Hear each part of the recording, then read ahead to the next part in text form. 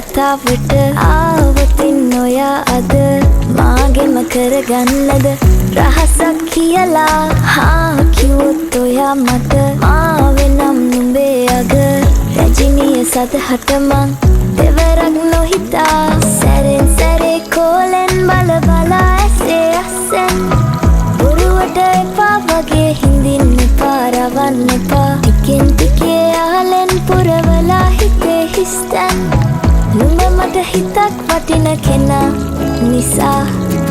චුට්ටක් කතාවට ආවොතින් ඔයා අද මාගෙම කරගන්නද